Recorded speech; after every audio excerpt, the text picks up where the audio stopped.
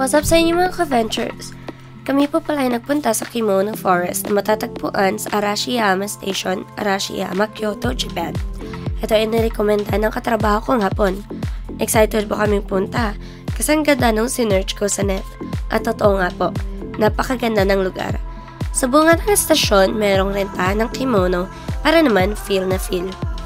Ang pagsuot po pala ng mga foreigners sa kimono ay hindi cultural appropriation na titingnan ka bilang magnanakaw ng kultura ng Hapon. Sa katunayan, maraming Hapon ang matutuwa na makita kang magsuot ng kimono dahil pinapakita nito ang iyong pagkahilig sa kanilang kultura. Habang naglalakad ka sa kahabaan ng Kimono Pole Line Path mula sa station, matatagpuan mo ang tinatawag nilang Ryo no Atago, Dragon of Atago, isang sphere na may gintong dragon na motif na naka-emblazoned dito. Ito ay nakalagay sa isang maliit na pond. Ang sphere ay iniulat na sumasagisag sa dragon na kalapit na templo ng Tenryōji na nagbabantay sa estasyon ng tren. The Kimono Forest at Night, isang koleksyon ng halos 600 kimono gown na nakabalot at nakatatak sa mga poste na may LED lighting sa loob.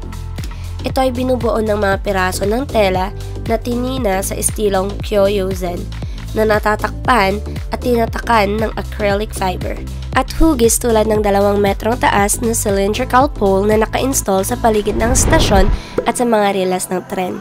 Ito ay dekorasyong proyekto na binuo ng designer na si Yasumichi Morita, CEO ng Glamorous Company Limited na itinayo noong taong 2013. At wala pong entrance fee. Dito din po, may kainan tulad ng Talis Cafe at iba pa. Pwedeng-pwede kayo mag-date ng iyong asawa o ng iyong jowa dahil perfect na perfect ang view. Kita nyo naman, ang dami nila dito. Buti na lang, graduate na ako sa tropang Ampalaya. So anong pang hinahantay nyo? Tara at samahan nyo pa kami sa mga susunod na kabanata ng aming kwento. Hanggang dito na lang muli mga ka-ventures. Sa ulitin, bye!